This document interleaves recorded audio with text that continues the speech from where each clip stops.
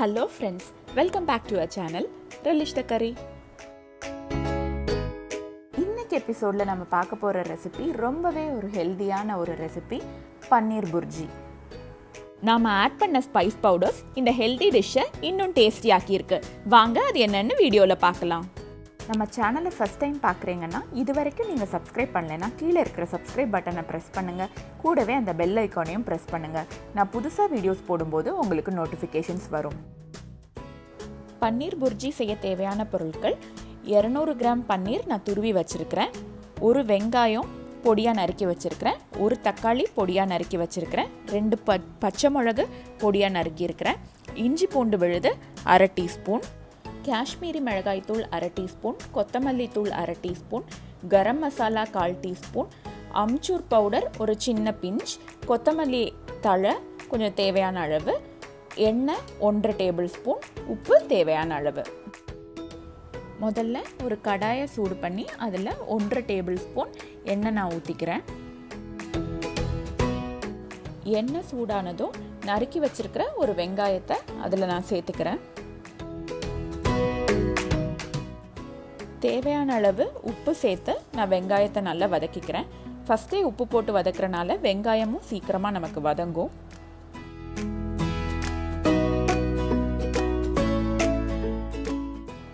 இதோட பச்சை மிளகாய் பொடியாக நறுக்குனது 2, இஞ்சி பூண்டு விழுது 1/2 டீஸ்பூனும் நான் சேர்த்துக்கிறேன்.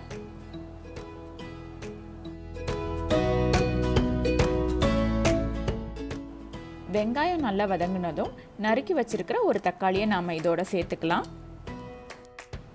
2 நிமிஷம் இதை நம்ம நல்லா வதக்கிக்கலாம்.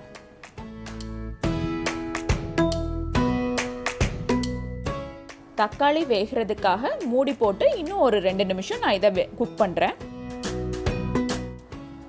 இப்போ பார்த்தீங்கன்னா தக்காளி நல்லா வெந்துருச்சு. இப்போ நம்ம மசாலா பொடியெல்லாம் போட்டுக்கலாம். 1/2 teaspoon Kashmiri chilli powder, 1/2 teaspoon கொத்தமல்லி தூள், 1/4 டீஸ்பூன் கரம் மசாலா, கொஞ்சமாக அம்ச்சூர் பவுடர், அதான் இந்த ட்ரை மேங்கோ பொடின்னு சொல்லுவாங்க. இப்போ நான் ஸ்டவ்வை நல்லா லோ ஃப்ளேமில் வச்சுருக்கிறேன். வச்சுட்டு ஒரு 2 நிமிஷம் இந்த பொடியை மட்டும் நல்லா வதக்கிக்கிறேன், அந்த பச்சை வாசம் போகிறதுக்கு. மசாலா நல்லா குக் ஆகிடுச்சு. இப்போ நம்ம துருவி வச்சுருக்கிற பன்னீரை இதில் சேர்த்துக்கலாம். பன்னீரை போட்டுட்டு நம்ம ரொம்ப நேரம் குக் பண்ணக்கூடாது. ஜஸ்ட்டு 1 இல்லைன்னா 2 நிமிஷம் இந்த மசாலா எல்லாம் பன்னீரோட கலக்கிற மாதிரி மட்டும் நம்ம குக் பண்ணால் போதும். நீங்கள் ரொம்ப குக் பண்ணிங்கன்னா அது ரப்பரியாக மாறிடும்.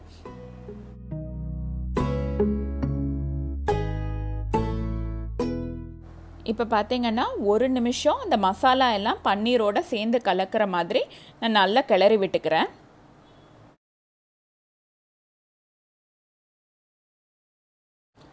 இப்போ மூடி போட்டு கரெக்டாக 1 இல்லைன்னா 1.5 நிமிஷம் நான் இதை குக் பண்ணி எடுத்துக்கிறேன். இப்போ பார்த்தீங்கன்னா பன்னீர் புர்ஜி ரொம்ப சூப்பராக ரெடி ஆகிடுச்சு. இதில் மேலே கொத்தமல்லி தழை தூவி நாம் இறக்கிடலாம்.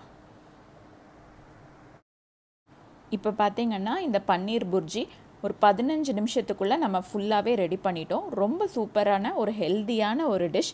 கண்டிப்பாக இதை நீங்கள் வீட்டில் ட்ரை பண்ணி பார்க்கணும். இந்த ஹெல்தியான பன்னீர் புர்ஜியை ஒரு மார்னிங் பிரேக்ஃபாஸ்ட்டுக்கு தோசைக்குள்ளே ஸ்டஃப் பண்ணி பன்னீர் மசாலா தோசாவாக சாப்பிடலாம், இல்லை ப்ரெட்டு உள்ள ஸ்டஃப் பண்ணி ஒரு சாண்ட்விச்சாக நம்ம சாப்பிடலாம். சப்பாத்திக்கு கூட இது ரொம்பவே ஒரு பெஸ்ட்டான ஒரு சைட் டிஷ். நீங்கள் டயட்டில் இருக்கிறீங்கன்னா இந்த பன்னீர் புர்ஜியை கண்டிப்பாக உங்கள் டயட்டில் சேர்த்துக்கோங்க. இது அவ்வளோ ஒரு ஹெல்தியான ரெசிபி. நான் இங்கே டின்னருக்கு வீட் பிரெட் டோஸ்ட் பண்ணி அதோட பன்னீர் புர்ஜி வச்சு சாப்பிட்றேன். இந்த ஹெல்தியான பன்னீர் புர்ஜியை எப்படி செய்கிறதுன்னு இந்த வீடியோவில் நீங்கள் பார்த்துருப்பீங்க. இதே மாதிரி வேறு நிறைய வீடியோஸுக்கு மறக்காமல் நம்ம சேனலை சப்ஸ்கிரைப் பண்ணுங்கள். இந்த வீடியோ பிடிச்சிருந்துச்சுன்னா இந்த வீடியோவை லைக் பண்ணுங்கள், கமெண்ட் பண்ணுங்கள், உங்கள் ஃப்ரெண்ட்ஸோடு ஷேர் பண்ணுங்கள். தேங்க்ஸ் ஃபார் வாட்சிங் RelishTheCurry. தேங்க்யூ.